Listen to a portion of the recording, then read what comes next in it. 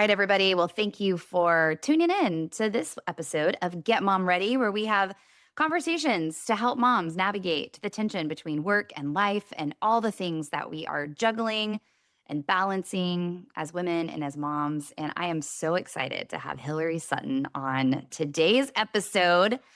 Hillary and I have some really cool random connections that we are always reminded. And Hillary, I feel like we're in this rhythm of like only reconnecting every like 5 years, which we're going Yeah. to change that now. Yeah. For sure. For sure. But Hillary and I grew up in the same town. Like we both grew Yeah. up in the Nashville area Yeah. but didn't really know each other. I think Hillary, because you're a couple years older than me, I think. So you kind of knew like in our Yeah. youth. I knew your older brother when I was like 15, 16. Yes.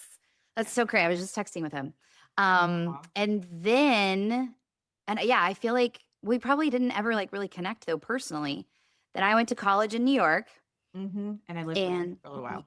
yes. And then this was crazy. So one day, so like I lived my senior year, I lived in this brownstone in the Bronx. It was two apartments in one brownstone, and we would keep the door unlocked because there were 10 of us that all lived in this brownstone. So there were six of us in the bottom. My roommate and I were in the basement. It was literally the basement, no windows, with like the laundry area and that everybody shared and a bathroom. And then we had four girls that shared two bedrooms in the middle. And then the top were four girls that shared two bedrooms. Anyways, so it was just It's this fun. It actually was huge. so These fun. brownstones are huge. Just so you They know, are. like they weren't on top of each other. Just so you know, because my husband lived in one also. Yeah. So And then yeah. Hillary's now husband, who has been your husband now for what, 13 years or something like that? Yeah, we're there, So Holly. You're there. they had they all lived in a brownstone literally around the corner from us in the Bronx. And they were just such awesome guys. And so we would do like, they would come over, we would have game nights because a lot of them were, and I know this podcast is not like a faith podcast, but a lot of our listeners are people of faith. So anyway, we were all Christian girls, they were Christian dudes. And so it was just really fun. And so, yeah, got to know him a little bit just through that. He was closer to some of my roommate girls. And then Hillary, I think you like showed up at like a party or something, and we're Yeah. like, wait, what? Yes. And there's also the connection of your friend Jennifer, who went to college with my sister in Tennessee. Oh, yes. It was like layers of connection. Layers of connection. And Yeah. then fast forward, I guess I think we've been following each other on social media. And then we had a Yeah. conversation in 2020 because you started your own business, which we want to hear all about because it's kind of had a couple of different iterations over the years. You are a multifaceted woman, like so many of our listeners. And then we reconnected again recently, and you have your own Substack called The Mother Load, where you write about your ponderings and learnings as a mother. So anyway, that's the convoluted story. But I feel like anytime I talk to Hillary, I feel like we're besties and we've known each other for so long, and we have, but we also haven't. So it's this kind of like, yeah, like Yeah. that's our story. So welcome, Hillary. Thank you, Holly and Hannah and Anna. I know, Hannah and Anna. That's It's so Okay. cool to have roots. Like, I feel like you probably feel that close because when you have people that have kind of known at least of you or who you are from when you're younger and have seen all the different places that you've journeyed, even if you weren't super close, it's like, oh, that person remembers me from when I was this version of me and this version of me. And so that's really cool. That's so true. And we, Holly and I both have connections and like sweet memories of people who are still connected. Like I'm just, Yeah. you can like cut this out if it's irrelevant. But just yesterday, Holly, I saw a picture of Jonathan Drinkwine and his family and Brian Yes. Sylvan and his family. And Brian was dressed up as Lord Farquaad, which I have no idea why, but it's so on brand with like who he was at 17. It was so good. Like I would, if I were you, I would like reactivate Facebook if you turn it off to go find that picture. No, I And know. spark joy. Yeah, Kendall's brother. So I Okay. know exactly what picture that you were talking about because I saw it on Instagram the other day and was like, what the heck? Of course Brian is dressed as, and me being the like so uneducated non-pop culture person, I didn't even know who that was. So thank you for educating me. Facebook. Yeah. Anyway, but yeah, so Kendall Drinkwine lives 1 mile from me. She's been my best friend for 33 years and lives 1 mile from me here in That's Houston. So wild. that's another like random connection. So yeah. Oh my goodness. There are I lots know. of drink wines. There are lots of Drinkwise. Which is so funny because I'm like, I've never heard that name ever before. Well, they're all other than siblings. Kendall. And so I'm like, when she said the name, I was like, that has to be Kendall's brother. It has to be. Exactly, right? Yep. Yeah. Oh yeah. That's so good. Okay, so Hillary, kick us off. Would love for you to just like share your story as much, however far back as you want to go to what brought you to being an amazing working mom of 2 little girls today. All right. I have always been a person who thrived on variety. I couldn't narrow down majors or minors. I started out with a double major, ended up with a major and 3 minors. Always wanted to do a lot of different things. Have never really liked limits per se. I'm like, if I can do more than one thing, that's the path for me. And so I spent several years in my 20s as a theater actress, which is what took me to New York, and where I met Molly, like officially met her.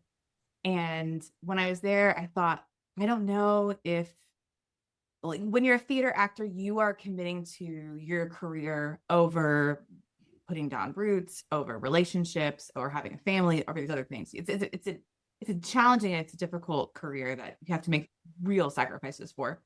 And so I thought, well, maybe I'll explore, the business side of show business. And so I interned with a Broadway producer. And that's kind of how I found my way into marketing. So I got a degree in journalism, in print journalism, which kind of tells you like I'm of a certain era, back when people like read print anything. And I always had a knack for writing, but I loved performing. And so working with that producer, I ended up kind of coming into marketing at a time when business started to take social media seriously as a marketing channel. And so I started doing social media management for some Broadway shows, for some other organizations. I brought my journalism skills into writing blogs and like online content. And, there were so many different iterations along the way, but eventually that led me to starting a marketing and communications consultancy. I had worked in marketing roles inside of organizations. I taught at Southern New Hampshire University in their journalism department, did a lot of different things. But ultimately, I knew that I always really valued autonomy, flexibility, and variety. It's like so core to my personality. And so the best way to do that was to go out on my own and to be able to take on different clients, different projects. It was never something that felt overwhelming to me to switch from client to client, but rather it was energizing. And so I officially went out on my own. It was, I think I got the EIN in 2024 because I had some W-2s supplementing the 1099s for a few years there before. But and so then, Wait, Hillary, you said 2024, but that's not right. You mean before that, right? Well, like 2 years ago? Officially with the EIN, but I had freelanced around some part-time W-2s for many years. For a long time. Yeah, okay. Got it. Yeah. So that was like kind of like a 14-year gap there. I'm just trying to be efficient. Well, because what I'm thinking would like to be. Yes. Well, I'm thinking about like, you've had a podcast, have you officially written a book? We just talked about that on our last call and now I can't remember. No, that's a sore spot, Holly. Oh, sorry. I know. I'm like, oh no, I need to go. Yeah, No, I should have looked at our notes. I've been like marinating on like my, H2, goals. Cause can I say today? It's like the last day of June. Yes. Like live or it doesn't matter. But I've been thinking about that. But yeah, so I've written a lot. I've written courses and ebooks, and I had I guess I have a podcast. I haven't officially sunsetted it. And I'm thinking about I've been noodling on a fall season, but I don't want to do it without intention because we are at a point in our lives where we're parenting these little souls that we won't have under our roof forever. So I have to be hyper intentional with every, shiny object that comes my way in every project. But yes, I launched a podcast around work-life balance, particularly geared towards creatives and people with missional careers in 2018, right before I had my first baby. And so my career has always been kind of like two separate, all the client work is over here under HSL Digital. And then all sort of the self-generated content is under sort of the Hustle and Grace Co. / Hillary Sutton umbrella. And that's where the Motherload Substack has come most recently, which has Yes. been really, really energizing to work on. And that's what I always appreciate about you is I feel like you are, just from like an outsider's perspective, I feel like everything is really intentional. Mainly because everything is done really well. Like you don't do anything where I'm like, oh, that doesn't, like, it's all done with excellence from the branding and from just, yeah, you're such a good writer. And so anyway, I feel like intentional is a word that I would definitely say describes you. Thank you. Thank you. Yeah. I mean, there's two sides to it too, because, you know, I was just lamenting to a friend on Marco Polo. Do all moms use Marco Polo? Sure. I haven't been on it in a long time, but I do have an account. I need to get back on that. Yeah, well, that's like she has 4 kids, and it's the only way we could ever like get a word in. So we just we've done Marco Polo for a long time. But I was lamenting to her about the idea of there are people who, oh, you know what it was? I'll give you the context. I was listening to an interview with the author who wrote the new book Yesteryear. You guys read that? Oh, Hannah Yeah. has lots of thoughts on Yesteryear. It is banana pancakes. Oh my gosh. Crazy. Anyway, but she said, you know, she's like maybe 32. And she said, it sounds crazy. I know, because I'm young, but like I've been working toward this specific dream and this dream alone for 10 years. And I was like, what could if I just worked on one thing for 10 years and like had like that like razor sharp vision, like this is the one thing I'm going to do and put all of my energy and focus toward that, you know, possibly could, you know, achieve something really incredible. I am not wired that way though. And I have to like make peace with that. I Same. thrive on variety and different projects and different things. But yeah.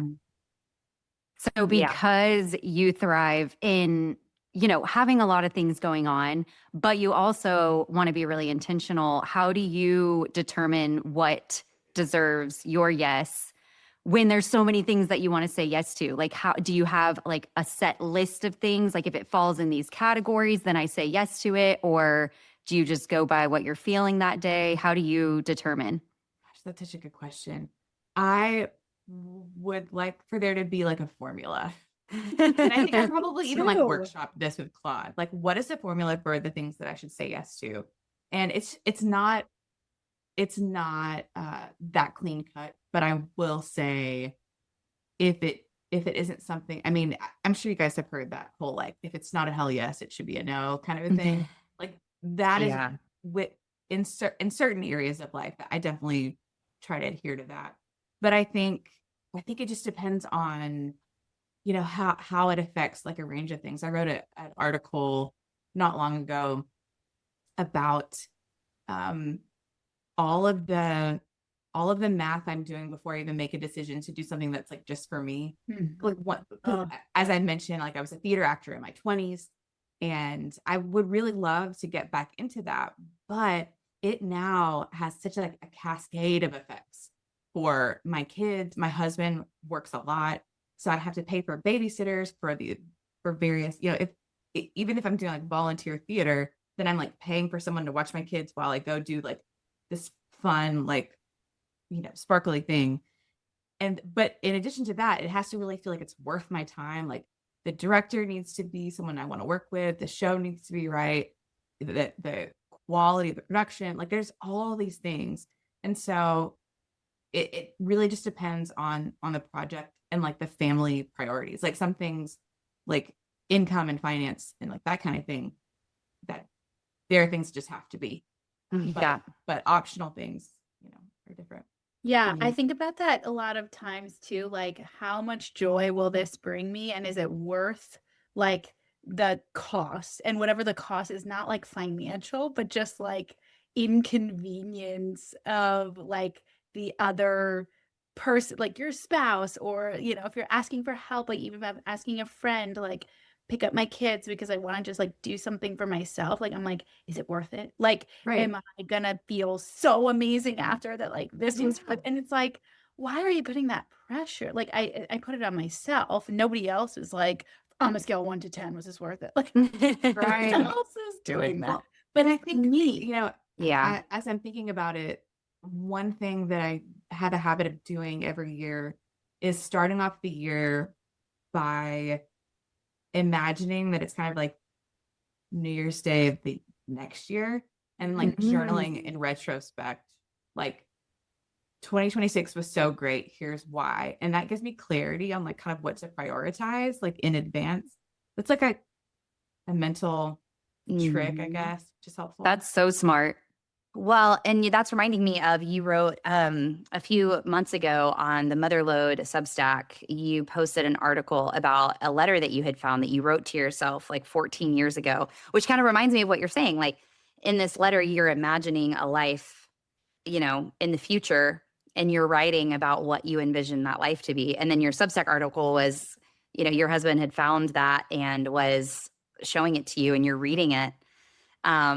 And you're like, oh my gosh, I've like accomplished, quote unquote, accomplished like everything that I wrote about 14 years ago.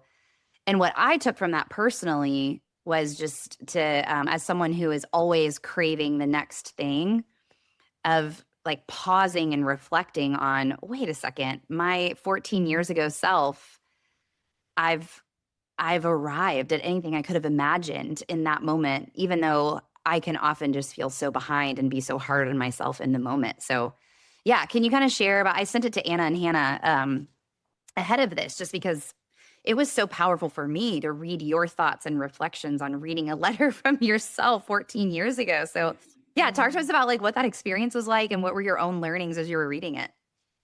Yeah. So he found it and showed it to me. And I think I had like one brain cell that remembered doing this. Isn't it funny as you get older, you're like, I just don't remember that at all. Yes. But it sounded like me. It felt familiar. You know, I didn't think it was an imposter. But it was, in a way, it was refreshing to see that my idea of like a successful life before I was even engaged was so much of what my life is today. And I had no idea then, like the various steps it would take to get to like where I wanted to be at like 40, you know? And so it was an encouragement to me to see that, even down to things like I'd like to live near my sister and my mom. And that has been a circuitous path because, you know, I grew up in Nashville. I've lived in several different places. My sister moved out west. Like we did my like sort of nuclear family didn't live in the same place for like over 20 years. And now we do, and we have for the past 3 or 4. So and so that's like, it's not even like a goal that you can be like, here are the 5 steps to get there. You know, it's not a SMART goal. It's just like, this is a dream that I have. And then it came true. Yeah. And it was a good reminder to stop every now and then and just look around with, you know, eyes wide open. Like, this is the life that you have been given by God and also have cultivated, and you've put in the time and you've put in the effort, and there are fruits there that have come to be. And I, for one, am a person who's like a futuristic thinker. I think that's like, if it's like a, help me, Holly, Strengths Finders. Strengths Finders. Yep. You read my mind. Yeah, I'm always like, at least, I don't say 10 steps ahead. I'm at least 5 steps ahead. Like, I know what I'm doing this weekend every week. You know what I mean? Like, that's the kind of person that I am. And so I don't often look back with nostalgia, or really look back and just like think like, wow, look at where I am today. Like, being present in the moment and expressing gratitude for where I am it's a real practice that I have to do. It's like a discipline, because otherwise I'm just like, what about the next thing? Can I read it? Because I want to read it for a few reasons. Well, can I read it out loud on our podcast? Sure. Okay. I pulled it up. It says, I dream of having a house with JC that has a nice open kitchen, a fireplace, and a porch with a pretty view. I want us to make enough money to take care of our kids and provide a safe haven for them to grow up in. I want them to feel loved. I'm struggling to read the handwriting here. It's beautiful. I think Person. below, didn't you type it like Oh, did you? right above, right above? Look at the text. Oh, and thank can you. just- Oh, God bless you, Anna Baker. Okay. Okay. To provide a safe haven for them to grow up in. I want them to feel loved. This is way easier. Thank you. I want them to feel loved and safe and be creative and imaginative. I want to be able to pay for them to go to college. I dream of having books published and both writing and performing meaningful work. I dream of my whole family being involved in church and my kids looking forward to going. I dream of taking them on vacations and showing them the world. I want them to be close to both sets of grandparents. I would love to live near my sister and my mom. So I love this because like what I'm not seeing in this is like job titles, is like a certain amount of money. It's not even like super specific, but it's like like what you said, it like dreams and like what you value that are so simple yet transformative, you know? And so I just think it's so beautiful for, you know, and even myself of like, it's wanting me to go back and like look at journals and to be like, man, what are the more simple things that at the root of it are the things that really matter and should drive us and probably do. Like, even I'm thinking about you, like not forgetting about this. And now 14 years later that have like subconsciously drove you because these are the things that you value and you do still value them as an adult. So anyway, I just think it's so beautiful. I think I don't know. Yeah. And think about that too, of like maybe our dreams, like when we're younger, are simple like this and they're very values based. And then also when we're older, then we look back and say, like, these were the things that were important. And I always think about that of like, okay, when I'm old, what am I going to care about, you know, or like the people in my life who are older and what they see. Like I was talking about this like idea with my mom, and I was like, and I said something like, our legacy, then we don't have to work anymore. Like we can do this thing. And my mom was like, I have grandkids. Like this is it. Like I'm done, you know, like I already have my legacy. And I was like, well, I don't have grandkids yet. So but it was just like such a good reminder of like, she's like, nothing else matters, you know, like just like having like a safe, beautiful, you know, place for my family to come and visit and like kids that want to come and visit and, you know, all those things. I do always think about that of like, okay, ground myself into like what really matters, like my family, and us being together and loving each other. And yeah. Mhm. Yeah. I think, like you said, Hannah, I was thinking the same thing. It's like when we're older and we're younger, it seems like there's this clarity. And it probably is because in these middle years of like 30 till retirement or when your kids are out of the house or whatever, it is a lot of tiny responsibilities that do add up and they do feel really important because, you know, paying your mortgage is important and having food on the table is important. They are important, but I think it's so much easier in these years to forget why it's important and like what we really want from all of these things that we spend our day just on repeat doing and not getting burnt out by it, but appreciating it is tricky when you're in it. Yes. What you just said there at the end, Anna, of like what you really want. I find with myself and then the clients that I coach, that question, I just had two friends where we were like doing like a mastermind session yesterday with two friends that also own like professional services companies. And one of them looked at me at the end and was like, well, what do you really want? And I was like, that's literally the $1 million question.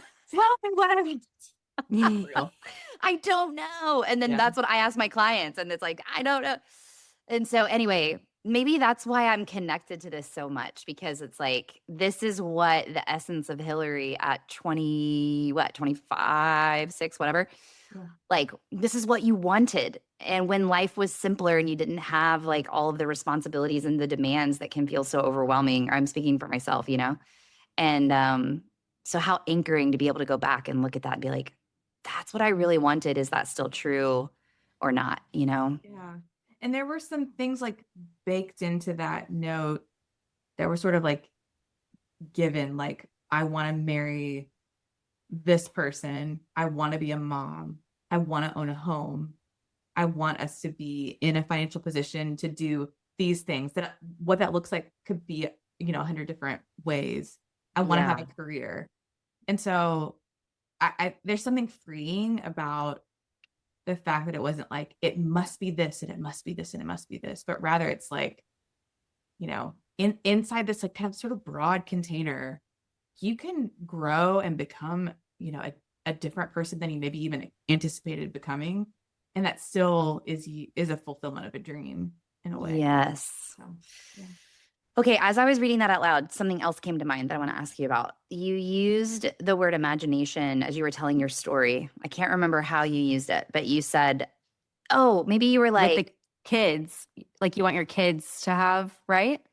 well, yes, in the letter, yes, it says, here, let me find the line here. Imagine, okay, I want them, yeah, you're talking about your kids. I want them to feel loved and safe and be creative and imaginative.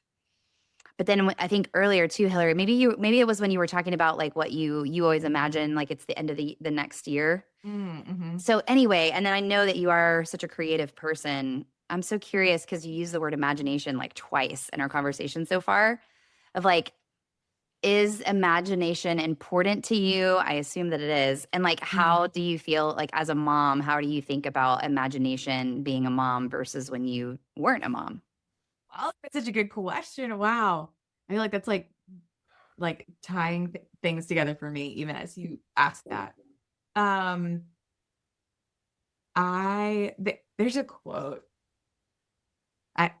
One that's in my office right now is, to accomplish great things, we must dream as well as act, by Anatole France. I don't know who that is. Probably someone awesome. Yes. And when I think about imagination, I just think about dwelling in possibility, and the the fact that the future is, if you come from sort of an optimistic perspective, it's just a bunch of open doors. You can decide, which door you walk through. I think to me that is really encouraging and really energizing. And there is connection to creativity there for sure. And then when it comes to what I think I thought about when I was in my 20s writing that, was that when kids feel safe, they dream and they live in make believe and imagination and creativity. Like if a kid doesn't feel safe, they're really like, what's going on, and needing to get all the facts and, being, more anxious and whatnot.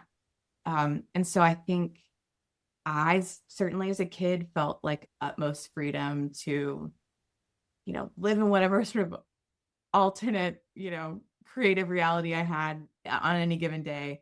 And I think that that's a real gift.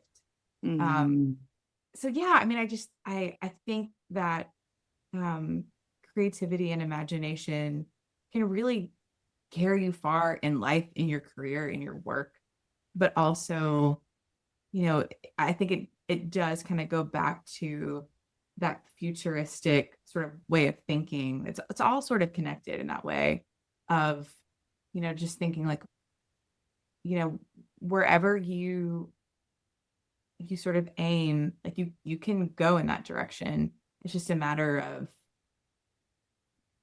of even thinking of it for the first time and then dreaming in that way. Yeah, letting yourself dream of the possibilities. Yeah. Yeah. I don't know about you guys, but I've been thinking a lot about like how do I foster that with Iris? Because like I do feel like I'm creative, not in a tangible way. Like I'm not good at like drawing or like arts and crafts. I'm like not your girl. Like I still draw the same stick figures that I drew in kindergarten, like literally. I think I'm a creative thinker, but I don't know that I have like a great imagination, which is weird because I do think I used my imagination a lot as a kid. So anyway, I've just been like thinking about that a lot. And I think we're in this stage too. She's like not quite 2.5. We're like in between 2 and 2.5. So we're in this like really, it's just like hit me the last couple of weeks where we're in this stage where like she is able to independent play, but then like but yeah, like her like what am I trying to say?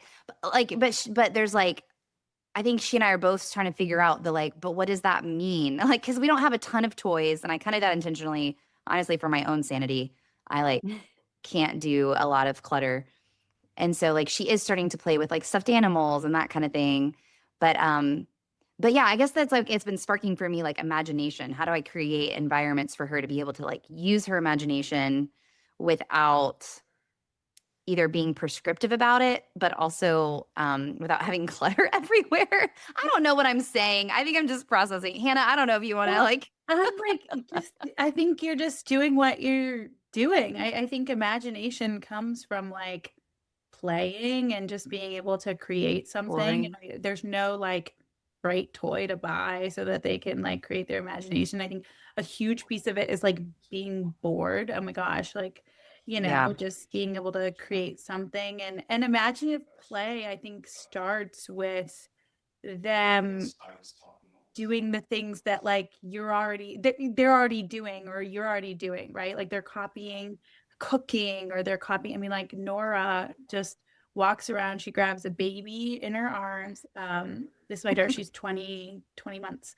She grabs a baby in her arms, she grabs a purse, and then she has a stroller and she's like, bye, right? Like, you know, walking around the house with this, or she has like, you know, a high chair and she's putting a baby doll in a high chair and she's feeding it. So it's starting from, you know, doing things that are part of her normal life.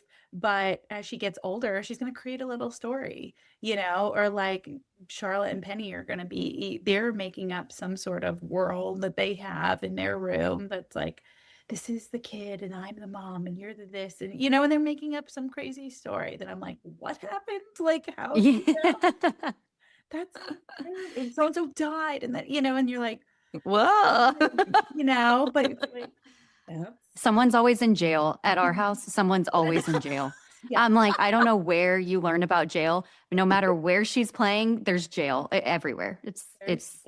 Or they're making potions. Oh my God, my mom got this mud kitchen, and my mom is like loves stuff that's messy. So I you know, it's great. So yeah, good thing that it's at her house and not yours. Yeah, they're doing it at her house. Shaving cream, food dye, like natural food dye, you know, and the kids they've got shaving cream up their arms and they're using their sponges and they're painting the sponges to look like brownies or like whatever, you know, they're just like doing it. And it's like, yes, there's stuff there, but also they were bored, you know, we're just like, one of them just says to the other, do you want to go outside and play in the mud kitchen? And then they make something up. So I think it's just fostering that safe, you know, like Hillary is saying too, like a safe environment that leaves space to create an imagination.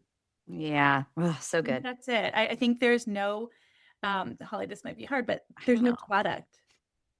What? Like, you never know if she has an imagination, like she does, like she has an imagination, she'll grow her imagination, but it will never, like she'll never one day be like, look at my imagination. And then you'll have there's not a report card for how much of an imagination you have. Dang it. There's not a framework for imagination. Not yet. Holly, right? I know. I will. I'll make it. I'll productize anything. Right. Not yet, but yeah. Maybe no, but too, like also each developmental stage has, you know, you have different sort of like standard expectation of like what they'll do or be interested in, or you know what they do. So I think that's a factor too. Yeah, I know. It's so fun. More and less, right? Like there are other kids that really love, you know, more Lego type things, and they're building something, and that's using their imagination in a different way, but it doesn't look the same as like princess imaginative play that might be happening over here. Yeah. At the end of the day, it's just again foster play and read to them a lot. Yes, that's my hot take.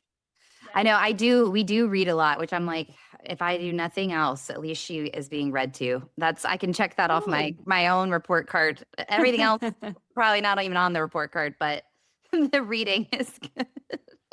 Yeah, it's very, very, very. Yeah, reading's imagination. That's what one of my kids today was like, because my mom has so many books, and like every book that I like ever want to read, like I'm like, oh, there it is. Okay. Oh, that's so cool. And so I was like, okay, I'm making a stack of books that I want to read while I'm here. And one of my kids was like, why do grown-ups like to read so much?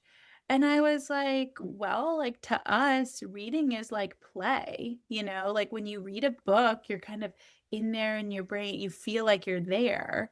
And another daughter was like, wait, I don't feel that. And I was like, when you read Harry Potter, don't you feel like you're in Hogwarts? And she was like, oh yeah, I do. So it's like that's a form of play that we do as grown-ups. And so yeah, you're fostering imagination by reading to Iris. That's so cool. Thank you. Thank you, therapist Hannah. You're the best. The best. You're doing great. Oh God. And the thick of potty training, it does not feel like that. So keep telling me that. Oh, did you guys start? Yeah. Oh yeah. We've been in it. I feel like we've been in it for 6 months. That's not true. It's probably been 2 months, but it feels like I've aged 25 years in 2 months. And yeah, it can age you. It is hard. We need to talk later about that. I want to hear about it. I haven't even heard about it. I've heard you talk about it, to multiple people, horrible. but I haven't heard your story. So Anyway, well, First time where you like have to teach your kid something that has like, like even like, oh, we're learning how to use a spoon. We're learning how to use a spoon, but it's like just low stakes, just like you keep yeah, practicing or whatever. But like potty training is kind of this like first time where you're really like teaching something like and not in control. I think just hearing you say that, I just identified why I hate it so much, because I am not in control. And that is infuriating to me, as we all know. well, and So kids, the only thing kids are in control of is what they eat and going to the bathroom. And then, is there one more thing? What they wear, maybe? Well, no, maybe not what they wear. No, because you can choose what Sleep. sleep. Well, no, I can't choose what she wears anymore. You can't force a kid to go to sleep. Yeah, that could be it. that's true. But I know eating and toilet training are something that's like, like that's what they can control. And so if there feels like there's any type of power struggle, like they're going to they're going to enact that in that moment, because it's like, yeah, you could try to force your kid to eat something, but like they could spit it out, or you could it's like you put that's on their plate and they get to choose like whether they eat it or not. And the same with like potty training. It's like you can show them the way and like they're going to choose, they can hold it, so Yes. Oh, just yeah. hold it for a very long time. Yeah. And it's at like the very unfortunate age where they're pushing boundaries so hard. It's like, why couldn't potty training happen at like 4 or like 1? Like why does it have to be in that toddler age where they are just like pushing up on everything? It's so true. It is so true. Well, I do want to hear, Hillary. I mean, Yes. we've kind of been talking about kids. So talk a little bit about how right now you're balancing how do you schedule your weeks, or how do you make sure that you feel like, you're connecting with your kids, you're also getting all of your work done. Just talk a little bit about that. Yeah. Well, I'm at an interesting intersection because this is the last summer before my youngest goes to kindergarten. And I don't know if I'm overhyping it, guys, but like I feel like it's going to be a huge unlock when everybody goes to school all day at the same school. So that's I'm like 2 months out from that. But the summer it's like all bets are off. Like every week is different. They are at this is very on brand. They're at Adventures in Musical Theater camp this week. Yay! I'm like, who's your mom? Yeah. I know who your mom is. And they came home very hyper yesterday. So I think they've had a good time. But that's this week. Last week was like a half day VBS. And I have a spreadsheet. One thing that I will say, as a former, as a journalist major, one of my mantras was like live and die by deadlines. But even just earlier, y'all and we were talking about, living and dying by our calendars because we just can't keep it all in our brains. One other thing that I'm really, I feel like I learned this lesson every like 6 months or so. And I've learned it again just in the past week, which is like what gets planned gets done. And so thinking at the beginning of the day, what I want the day to look like, or at the beginning of the month or the quarter or, or the second half of the year. I feel like that is a really big piece of the way that I parent, of the way that I'm also, the family CFO. I don't know if you guys are as well, but I'm very into I just this morning was working on a little financial report to give to my husband and be like, this is how we did in Q2. That's wait, how do you use that? Is it like a thing you made or using an app? I track things by spreadsheet. I have one, and it really all stems from the fact that I always had variable income as a freelancer and he had a salary. And so I was the one being trying to figure out what do we owe for quarterly taxes and all of that. So that's how I got the role many years ago. But then it became oh, this is just of the two of us, I'm a little bit more inclined this way. And it's fun to sort of figure it out. Fun, a loose, definition of fun. But so there's that. And I have definitely used AI to help me with the data, figure out, the percentage of how much our income grew from last fall to the first quarter of the year, how we're doing in terms of paying off debt and, are we having spend creep because our income has grown, all these different things. And so it's a really good practice for me to every quarter, kind of, he's never said put a report together for sure. He's not wired that way at all. He's a therapist. He's more how do you feel, Yeah. But I want it to be our thing together. And I also want these sort of questions answered. And so that's a piece. The same thing with summer planning of 12 weeks of these girls don't have school. We have to figure out when the VBSs are. I'm that lady. Oh yeah. We're at 3 VBSs this summer, maybe just 2. Good job. Trying to figure that out. Camp is expensive to do all day. So if I can do a VBS in the morning and then a babysitter in the afternoon, that's a huge help. But we had 12 weeks that we had to have a plan. And these are not people who will let me work. My older one loves to read. And so she will go into her room and, work her way through every Dog Man book in existence. But my younger one, who doesn't read yet and is more, I don't think she's more social, but she's definitely I want to play with you. Let's play pretend together. Let's use our imaginations together. And so and if it's not me, she definitely wants her sister to do that. Right. But her sister likes the occasional alone time. Crazy. And so these people just need structure. And so these people, they do. But aside from that, I think all the time I am thinking through and trying to hack and praying about how do I disciple their little hearts while they're here under my roof for these, so many years. Now that I am the age that I am, I know how fast 10 years goes. I have one that's 7 going into second grade. That's we have 10-ish years, and I know what I was doing 10 years ago. You guys saw all that trend on Instagram about yes, that 5 minutes ago. Yeah. Yeah. So I want to be intentional about teaching them what I need to teach them, coaching them, even they're, they each have characteristics that are so wonderful and they each have shortcomings, which is that's being a human. But one of them can't possibly keep her room clean. And one loves to put her just a pillow that has her name on it. It's always placed just so. It's so interesting. How do I teach the one who has a mess of a room? How do I teach her these life skills? And the other one, how do I teach her other things like how to not lose her mind when her sister doesn't do something that she wants her to do? These different things. So I don't know. It's a balancing act.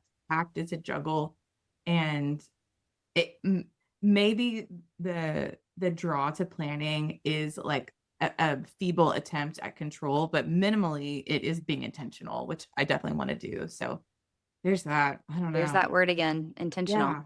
Yeah. Mm-hmm. What was your inspiration for starting the Motherload? And tell us about it.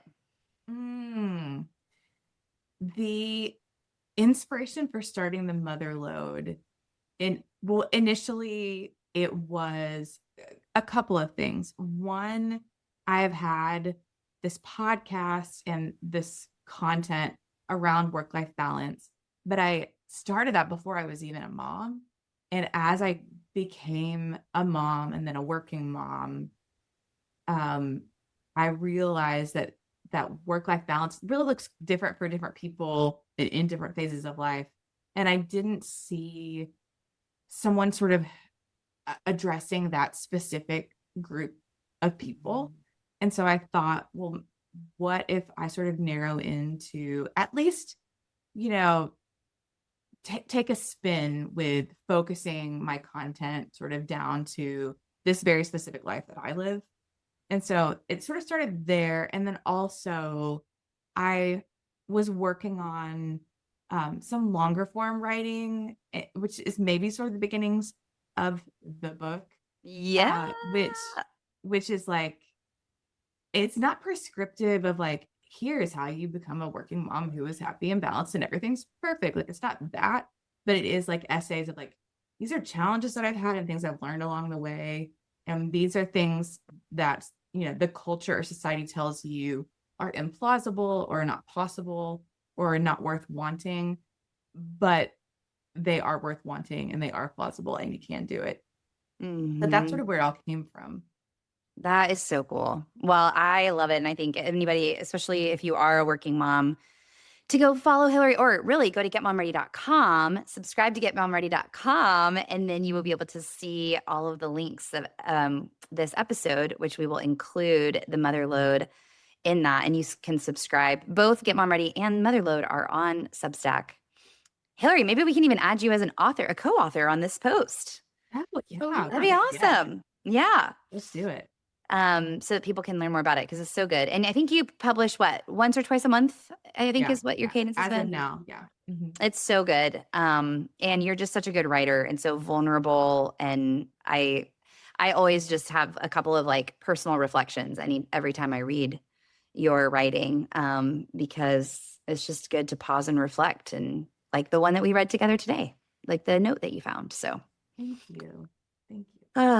Any last parting words for our moms that are listening? Anything you want to share, Hillary, Anna, or Hannah, before we sign off? I just want to encourage the listeners and you ladies. Like, I feel like moms get my light is turning on and off. That's very I think moms can be hard on themselves and be hard on one another. I saw a post around Mother's Day weekend about like moms love to talk about how hard it is to be a mom. It's like it is hard to be a mom. Like, it felt critical. And I just think that to be honest about the challenges, the struggles, what you are trying to do every day and guiding and leading and serving and teaching and being patient and also pursuing your own dreams, goals, aspirations. It's phenomenal. So be encouraged.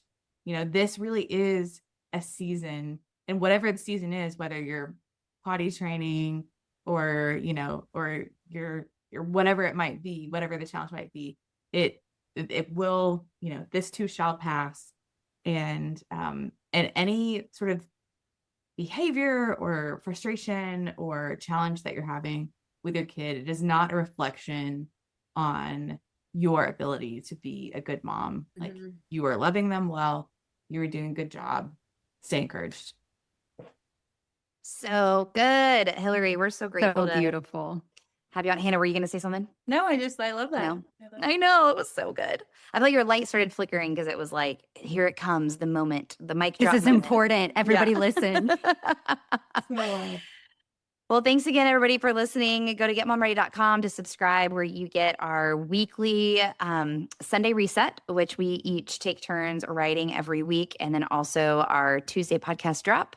And make sure that you subscribe to the Motherload as well to follow Hillary's wonderful work over there on her Substack. We'll see you next time on Get Mom Ready.